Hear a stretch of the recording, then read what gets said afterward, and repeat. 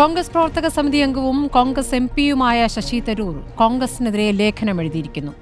അടിയന്തരാവസ്ഥയുടെ അരനൂറ്റാണ്ട് BJP പ്രചാരണ വിഷയമാക്കുമ്പോൾ ഇന്ദിരാഗാന്ധിയുടെയും സഞ്ജയ് ഗാന്ധിയുടെയും ക്രൂരതകൾ ഓർമ്മിപ്പിച്ചാണ് തരൂരിന്റെ ലേഖനം.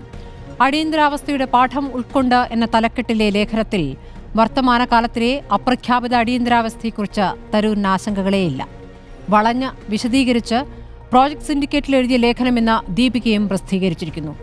votevibe.in എന്ന തട്ടിക്കൂട്ട് കമ്പനിയുടെ സർവേ ഇവിടുത്തെ മാധ്യമങ്ങൾ അവഗണിച്ചപ്പോൾ മണി കൺട്രോളിൽ വാർത്ത കൊടുക്കുന്നു. അതെടുത്ത് തരൂർ കൂപ്പുകൈകളോടെ ട്വീറ്റ് ചെയ്യുകയും ചെയ്യുന്നു. മെഡിക്കൽ കോളേജ് കെട്ടിടം തകർന്ന് ഒരു സ്ത്രീ കൊല്ലപ്പെട്ടത് തരൂർ കണ്ടിട്ടില്ല.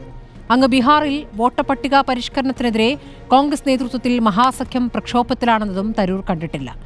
തരൂർ സ്വയം കൊഴിഞ്ഞു പോകട്ടെ എന്ന സംയമനത്തിലാണ് കോൺഗ്രസ്.